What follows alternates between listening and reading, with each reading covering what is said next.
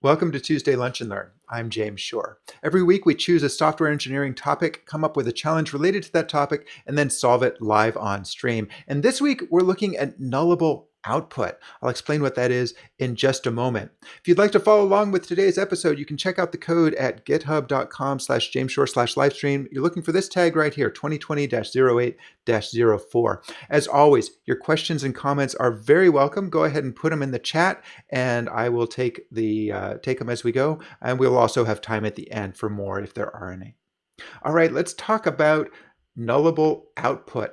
Now we've talked about the Nullable Infrastructure Wrapper pattern before on this show, and if you missed that, you can find those episodes in the backlog, jamesshore.com/s/LNL. That's LNL for Lunch and Learn. And the episode you're looking for is testing without mocks. But very briefly, Nullable Infrastructure Wrappers are a way of testing infrastructure without using mocks. It gives us the ability to have sociable tests. And this is valuable because mock-based tests are solitary, which means that they test each unit in isolation, which has its benefits, but it also means that it does not check that they're using the dependencies correctly. It's checking that it calls them, but it does not check that that call is what the dependency needs. So when the behavior of the dependency changes, which it will, I guarantee you it will eventually change, if that breaks the code, the tests don't fail. So that's a problem. To solve that, people who use mocks have to supplement their mock-based test with integration tests, but those are duplicate effort and they're slow and they're brittle. So instead, I prefer to use sociable tests. Sociable tests solve the problem of having to write our test twice by making sure that each unit test also check that it's using its dependencies correctly. But if you're doing sociable tests, that means you need a way of dealing with infrastructure, and that's where the Nullable Infrastructure Wrappers come in. Nullable Infrastructure Wrappers allow us to turn off the connection to the outside world so that our sociable tests run fast and don't talk to the outside world. So we get the benefits of both worlds. We get the overlapping nature of the integration tests, and we get the speed and focus of the unit tests. So that's very briefly what Nullable Infrastructure Wrappers are and why we have them. Now, today what we're doing is we're talking about Nullable Output. If we have some piece of Nullable Infrastructure Wrapper that we're using and we say write output to the outside world, call a microservice, or in this case, write to stdout, we don't have any way of checking that that worked because the Nullable Wrapper turns that off. So it just goes into the void. What we're looking at here is how do we test that things have been output? And the way we do that is by just getting some way of getting that value. Let's look at an example here. So again, if you'd like to follow along, check out github.com/jamesshore/livestream, the tag you're looking for, 2020-08-04. To follow along, everything that we're doing here is written in node.js. You can after you've downloaded the code, install node.js, and then everything else is vendored into the repository. So you can build the code by using /build.sh or just build on Windows, and that will lint all the code. It will run the tests. You can use build quick to only lint and test the things that have changed. And you can use watch quick or just watch to rerun the build automatically when files change. And when you do, it will make a nice little sound like that. Now to run the code, it's /run.sh or just run on Windows. And the little application that we have here is one that we've built in the past. You can find that at jamesshore.com/s/LNL. It's a little countdown app. It shows a list of messages, and then at the end, it prints out the time. So obviously there's a lot of command line stuff going on here. The way this works is I've got the command line wrapper, which exposes a write stdout, and the actual application is very simple. It gets a set of text, which just comes from our top level run code. You can change that to be whatever you like. Have fun with it. So we loop through that. We write out one line at a time, then we wait a second, and then at the end, we write out the current time. Now, we're not going to do anything with the clock today, but again, if you're interested in that, it's in the backlog, jamesshore.com/s/lnl. The way this is tested is by using that nullable command line. Command line is a nullable infrastructure wrapper, which means that we can create a version of it that is nulled out. The nulled out just means that it doesn't write to standard out. So when these tests run, we don't see any of the output coming to standard out. And we also have exposed on the command line the ability to get the last standard out. So we start the count. So we create the command line and clock. We pass those into our countdown. We run the countdown. And then we get the first thing that was written out. And that was a 3. And then we wait a second. Then we get the next thing that was written out. And then the next thing until we get to the end. Obviously, the test uses different output than the real thing, and that's because it's just a little simpler for the test. So this is all fine, and it actually works pretty well. If we look at this code, it's really, really straightforward. We implement the nullable part of the infrastructure wrapper by using an embedded stub. And again, check out the Testing Without Mocks episode for the details on this. An embedded stub just stubs out the code that we don't want to write. So in this case, it's process.standardout.write. We've implemented that to do nothing. To implement the get last standard out, we just store, every time we do a write, we store the last what we've written into a variable and then we return it. It's really simple and straightforward. And that's nice, but it's also incomplete.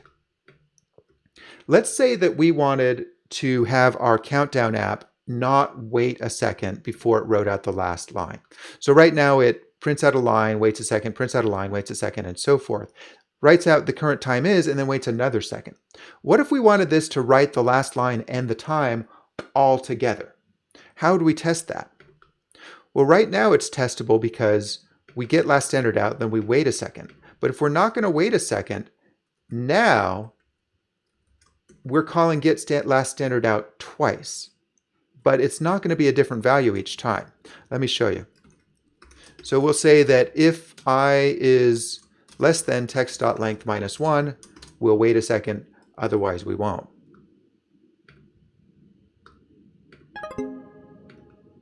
So yeah, it's expecting, in our test here, it's expecting a 1, but what it's seeing is that the last standard output was the time, and that's because it writes the 1 and then it writes the time right away. We never get a chance to see what that last standard out is.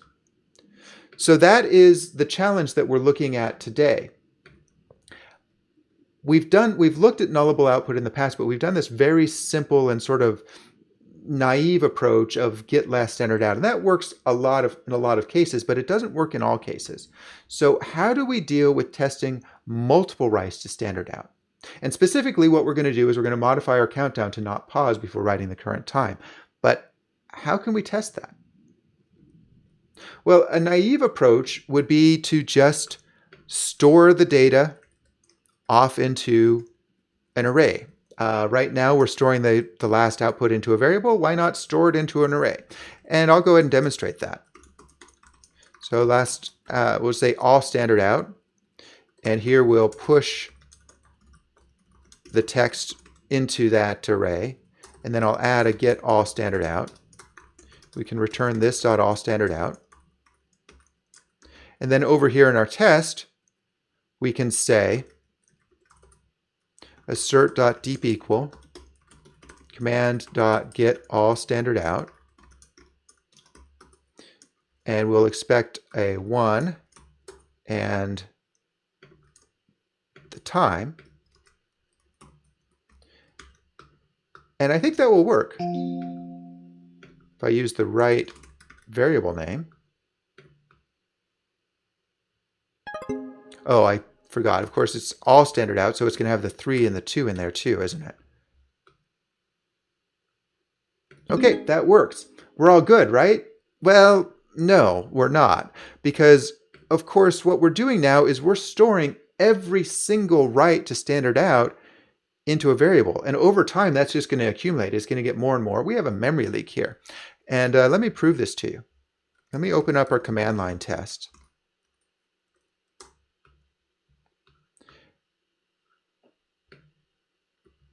And I'm going to write just a little temporary test here.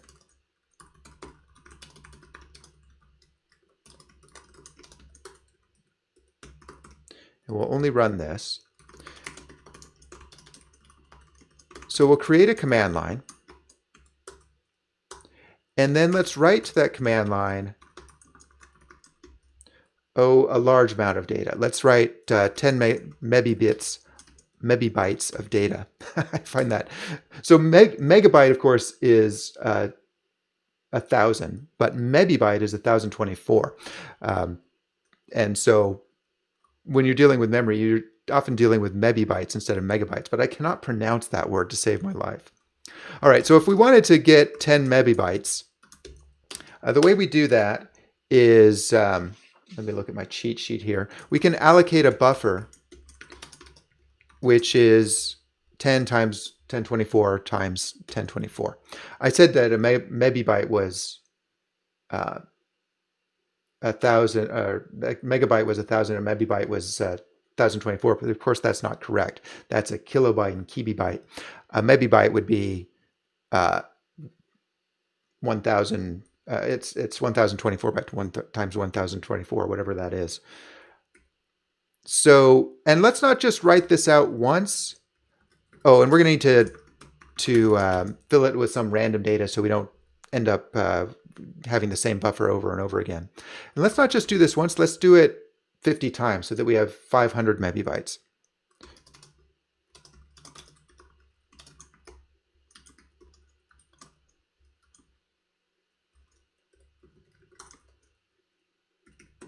And then when we're all done, what we can do is we can write out the current memory usage, the resident set size, which is all the memory used by Node right now. And let's divide that back down into mebibytes and then convert it to a number.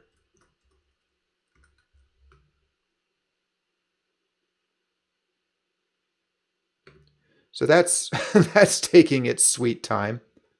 Did not take so long when I ran this before streaming, but my computer streaming takes, oh no, I said 500.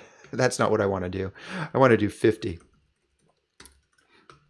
My computer is a lot slower when I'm streaming, but it shouldn't be that slow. Let's try this again.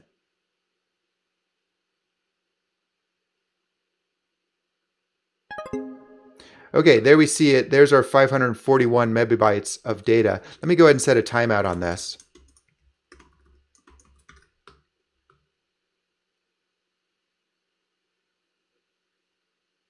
There we go. So you might be thinking, well, of course, the garbage collector hasn't had a chance to run yet. So let's go ahead and do that. I actually wrote a little helper utility called check for leak asynchronous. It takes the amount of size to look for in the leak, the amount of time to wait, and a function. So we'll take this code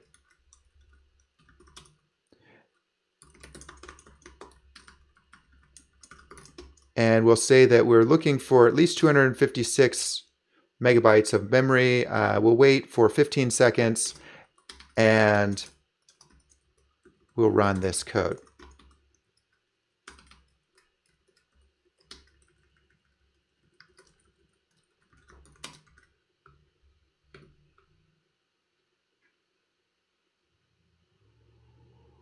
So before we run the test, of course, we have 52 megabytes. Afterwards, we've got 542. We'll wait for 15 seconds, but we have a leak. It's not going to clear out. And that, of course, is because we're storing everything into an array. So there's our memory leak. So yeah, that's the challenge. We want to write multiple writes to standard out. We want to modify our countdown to not pause before writing the current time. And we want to have this ability to test multiple writes to standard out without creating a memory leak. So how do we do that? Well, That's the challenge. I'm going to let you all think about that for a moment. While you're thinking about it, I want to remind you that this show is made possible by the people who hire me for training and consulting. I work with companies who have the capability for a lot of business agility. Generally, those are less bureaucratic organizations or divisions within larger organizations. They have the capability for a lot of business agility, but not the technical capacity they need. So they bring me in to help with anything from team level training all the way up to process design and working with multiple teams. When companies get to more than about 5 to 10 teams, they start seeing bottlenecks form between teams because of communication issues. That's not just a process design issue, it's also a technical issue. And the way to solve that, well, it depends on a large number of factors I won't get into, but that is something that I help out with. Third man, welcome, Martin. Glad to see you joining us.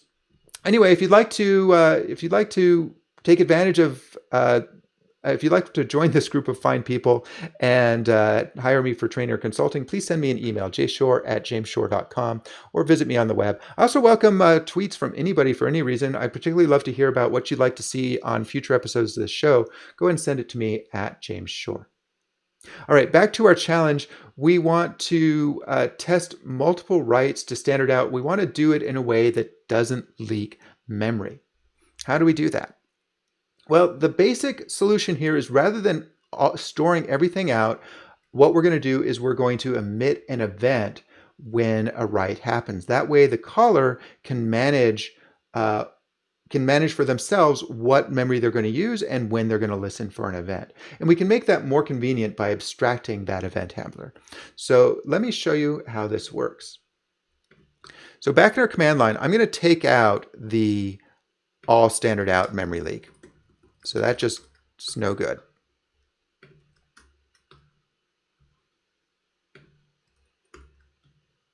So now you can see we don't have a memory leak. That's good. Let me go ahead and turn that test off for now.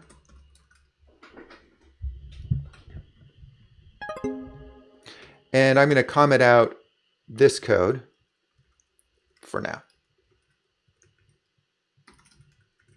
We'll come back to that.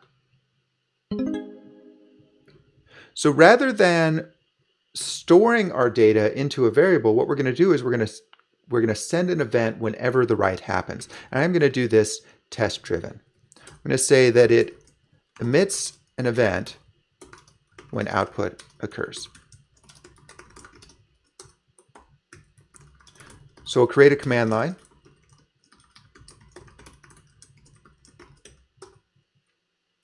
And then we're going to need to have some way of listening for an event, which I'll call on standard out. And when that happens, we need to do something. I think what I'll do is I'll just store the data into a variable.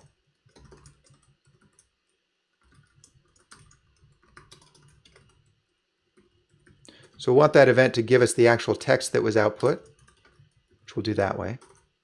And then we can assert that the last standard out equals something when we write out to standard out. So we'll write A to standard out, then we'll assert that that's what we saw. Now, of course, this is going to fail. We don't have on standard out. So let's go ahead and implement that. And if we don't do anything in there, then of course nothing will happen. But what we can do is we can take a function here and we can create an event emitter, which is built into Node.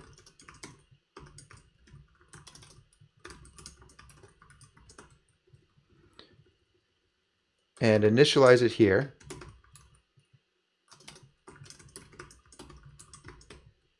And then whenever write standard out happens, we can say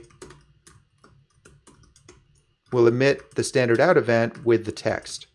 And then here down in on standard out, we can say when we receive that standard out event, we'll call the function. And I believe this will work. Yeah, it did. Good. So let's go ahead and take this and turn it into a constant. We'll call that our standard out event.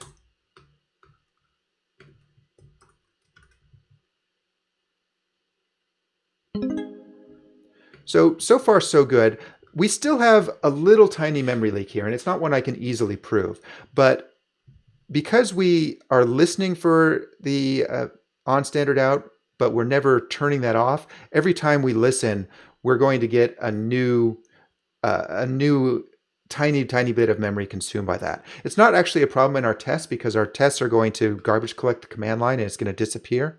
But in our production code, it's potentially a problem. And because this is production grade code, we want to solve this. So what I'm going to do is I'm just going to have the ability to turn this off. I'm going to say that on standard out returns an off function, which that after we call it,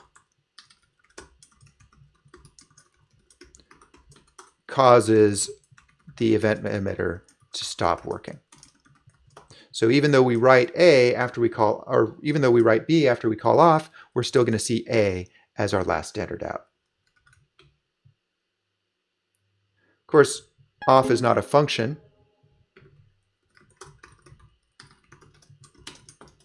We're just going to return a do nothing function for now.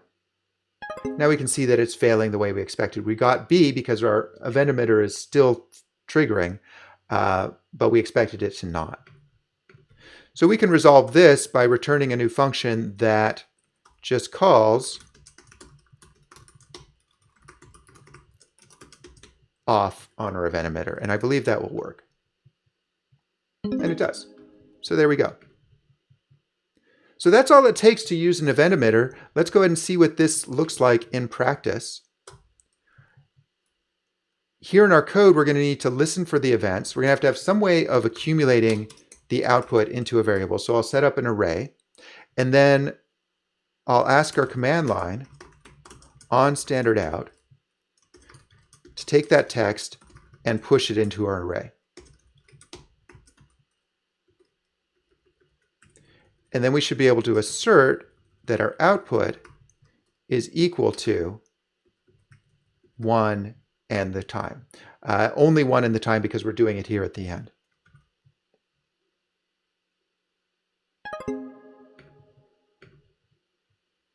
Now I expected that to work. So what did I do wrong? Oh, I know what I did wrong. I didn't actually get any output. We have to do the output, which happens when the clock advances 1 second after we set up the event handler. There we go. So that's using an event. It's not as clean as it could be though. It does work, and I'm going to go ahead and check this in. So we've added command line dot on standard out for testing multiple writes to standard out. But the problem is that now every single test that we have that needs to use this test multiple writes is going to have to do this code. And furthermore, we have to leave the get last standard out in here. Otherwise, we're running this kind of code all the time. And get last standard out, although it's adequate as a short-term solution, it's kind of clunky, and we are consuming a little bit of memory for this. So what I'd like to do is I'd like to take this code and I'd like to factor it into command line. Now before that, let me just prove that this is still not leaking memory. So we'll run that. You can see that our memory does go up, and that's because we're creating 10 megabytes of data. This buffer allocate is a problem, but it's not consuming the 500 megabytes that we otherwise would be consuming. So we've demonstrated that we're not leaking memory, but it's not quite as clean as I'd like. So I think what we can do now is we can take this and we can factor it back into our command line. What I'm going to do here is, rather than having on standard out, I'm going to write a new method called track standard out.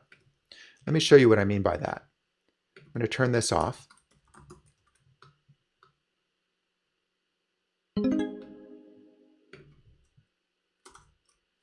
And I'll write a new test that says it tracks writes to standard out.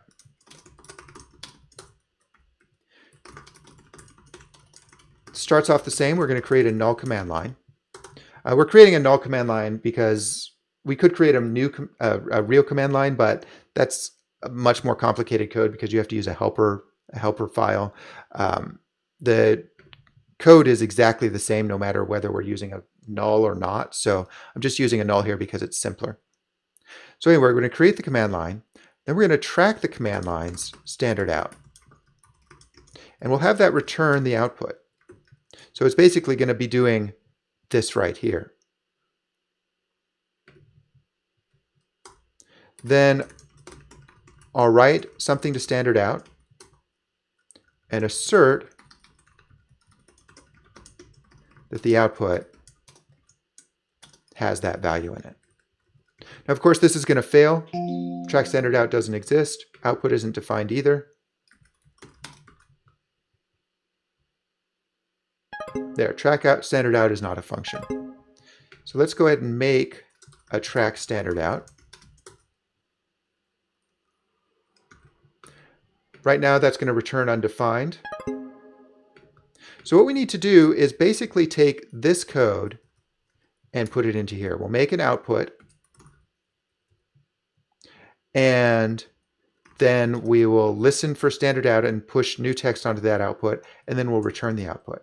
And because in JavaScript, as in many languages, output is a reference to the array, what we're doing here is we're returning the reference. So whenever this onStandardOut fires, the array is going to expand, and anybody who has a reference to that array is going to see it expand as well. And that's how we can return this value even though it's empty, because we're not returning an empty array, we're returning a reference to the array. Let's see, so this is going to be not command line, but this. And there we go, that works. Problem is now we're leaking memory again, because we've got this output object here. It's being closed over by this event handler, which means that we're going to continue to accumulate data into this output variable indefinitely. Let me demonstrate that to you. If I turn this back on, and then down here in our test, we say command line.track standard out.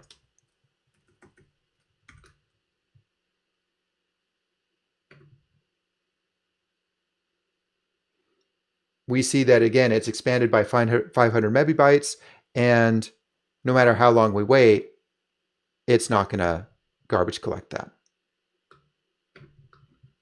So that's a problem. You might think, well, this is just back where we started when we were storing everything. It's not, though, because now what we have the ability to do is turn on the tracking and turn off the tracking. So what I'm going to do is I'm going to have this, I'll add a method to our output that allows us to turn off the tracking. And after we do, I'm going to assert that our output has been cleared. And not only that, even if we write another thing, we don't get it.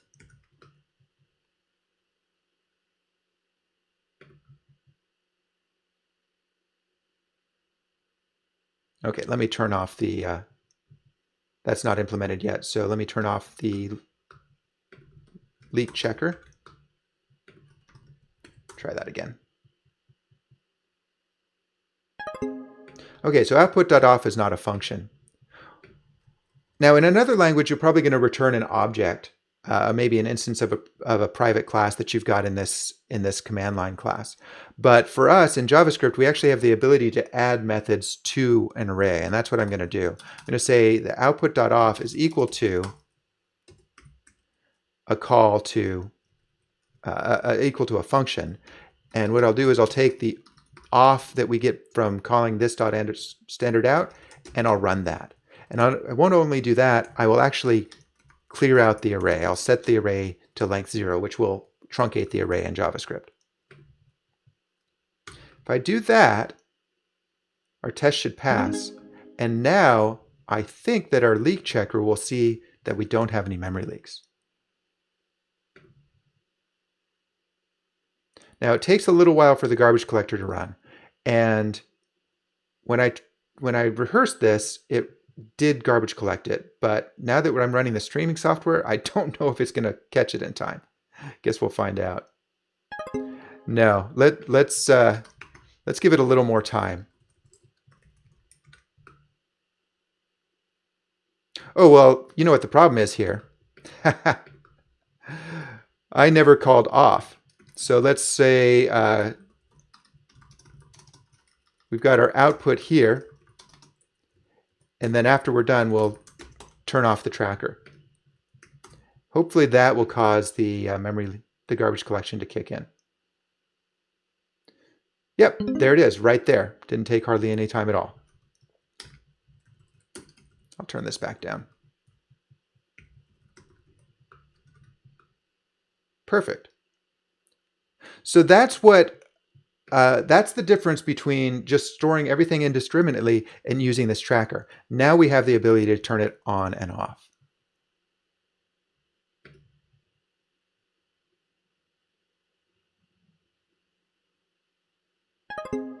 I didn't change anything. I just changed the timeout. But so I think what we're running into here is we've got a little issue with the streaming software slowing things down. I would not use this test as a real test. One, it's too slow. And two, it's not reliable. We can't count on things happening at a particular time. I'm doing this just to demonstrate how things work. And then for when I was done, I would delete this code. Now, in our tests, we don't actually need to call output.off because in our tests, we're going to garbage collect the command line and it will disappear. Like that. But it is nice to know that we have the ability to turn it off if we decide to use this tracker in production, which might still happen. It's not going to happen all the time, but it is written as production grade code, so we want to have that ability. So let's go ahead and see what this looks like. Now, instead of calling command line.onStandardOut, we can just say const output equals command line.trackStandardOut. And there we go. That's pretty nice. I'm going to go ahead and check this in.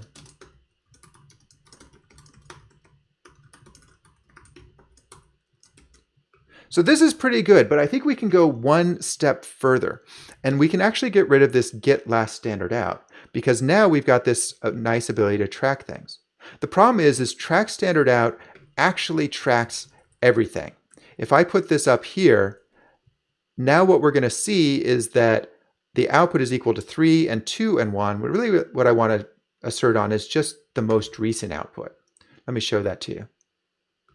So yeah, you can see we're getting everything that's ever been output to that command line. So I think there's one more convenience method we can add here, which is, I'm going to call it consume.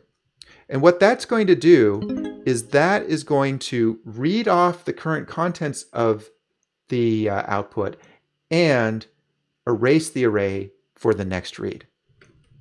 Sort of like consuming a stream.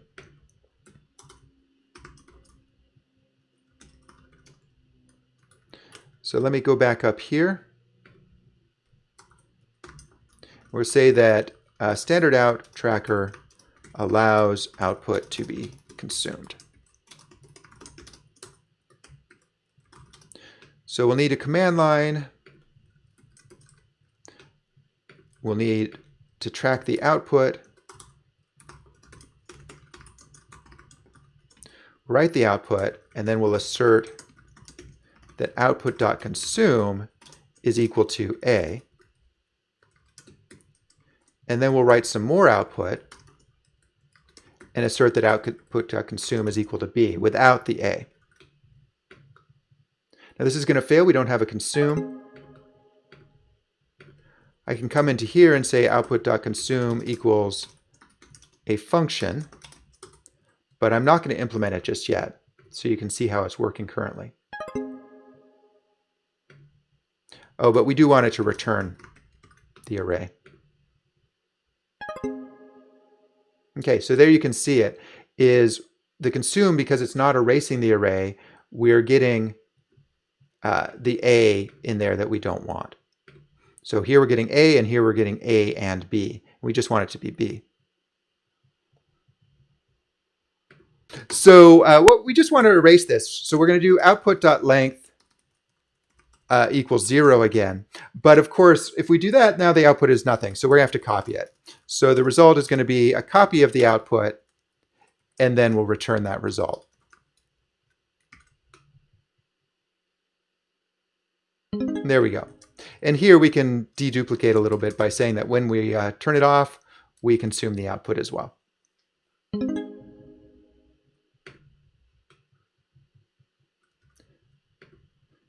So that's nice. Now what we can do is we can say, we can actually track standard out up here. And then we can say output.consume down here so that we don't get too much data.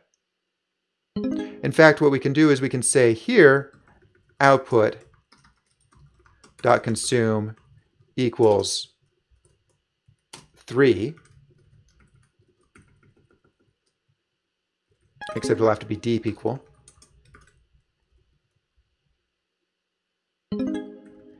And here, output.consume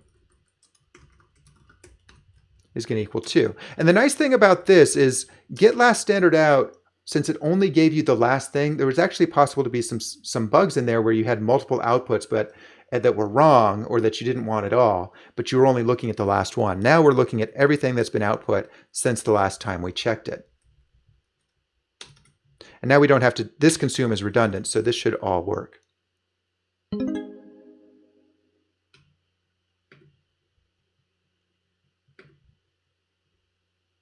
So that is our track standard out. I'm going to go ahead and check this in.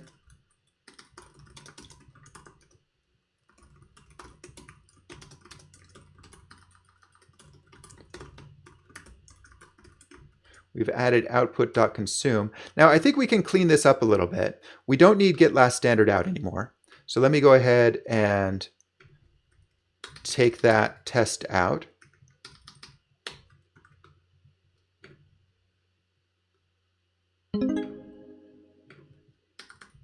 So I'll take that out. I don't think anybody's using it. Nope. And we don't need to store it anymore. And we don't actually need a separate ability to listen for the output. The tracker is probably enough. So I'm not gonna keep that on standard out function. In fact, what I'll do is I'll just inline it.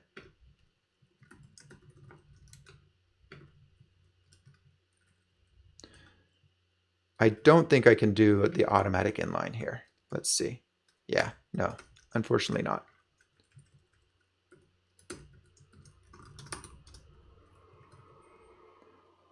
But it's pretty straightforward.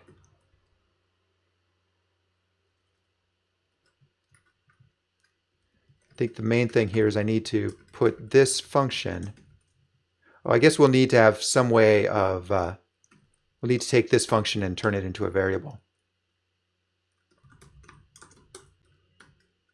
Okay, so here we have tracker function, and here we have tracker function. I hope I did that right. Yeah, it looks like I did. Okay, now how can I improve this code to make it a little bit better? Well, here I think I can just inline this. Yeah. So we've got the output array. We've got a tracker function that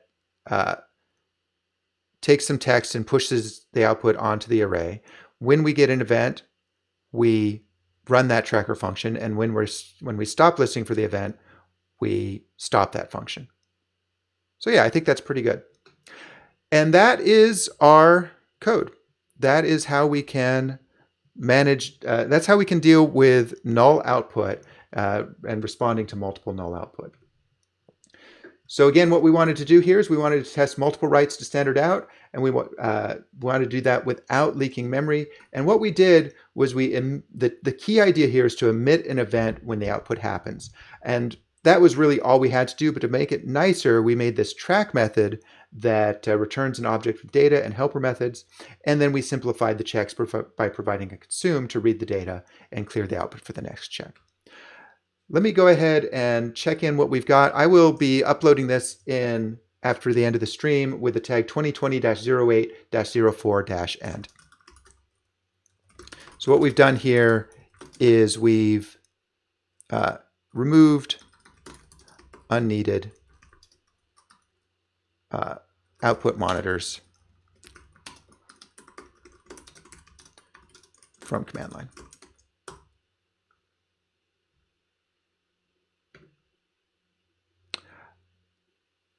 Thank you, Claire. I did mean to delete on standard out. Let's make sure that that still works. Yeah, I'll just go ahead and amend that last commit.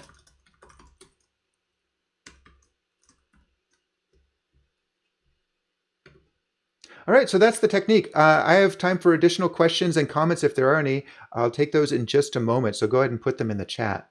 In the meantime, I want to remind you that next episode is going to be on Tuesday in 7 days. That's, I believe, August 11th. And what we're going to be doing is we're going to be taking all the stuff that we've done up until this point, combining it all together to make a logging utility. So that's going to deal with the clocks, that's going to deal with the multiple outputs, that's going to deal with the command line, and we're going to put that into our microservices code.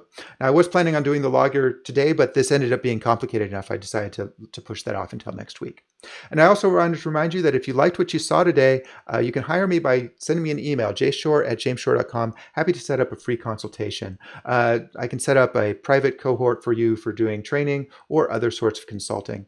When I do private cohorts, all the training is done in your language using your framework. I could work in C# and .NET, Java, Node.js, and front-end JavaScript as well. All right, so got a question from Nazar Chops. I hope I pronounced your name right. When would you consider factoring the output tracker into a separate class? I think I would do it. So that's a really good question. And the reality is, something I meant to mention is that I don't actually use this complicated output tracker most times. Most times the get last standard out or get last output is good enough for all the cases that I'm testing, and it's really, really simple. So I just go with that. If I wanted to, I found myself wanting to do the more complicated multi-output tracker more often, I might factor that output tracker, maybe not into a separate class, but a helper function somewhere, because as long as I have the ability to do the event listener, then the actual tracker is going to be the same for every piece of code. So if I was doing this 2 or 3 or 4 times, I'd probably factor it out at that point. But again, I actually don't use this multi-output tracker in most cases. In most cases, I stick with a simple get last standard out or get last output because it's so much easier to write. Okay, I don't see any other questions, and it's been about 45 minutes, which is about how long I like these episodes to be. So thanks very much for watching, everybody. Appreciate you coming along. Again, next episode, next Tuesday at noon Pacific. I believe that's August 11th, and we're going to be looking at bringing this all together to create a logging utility. Thanks again. I'll see you all next time.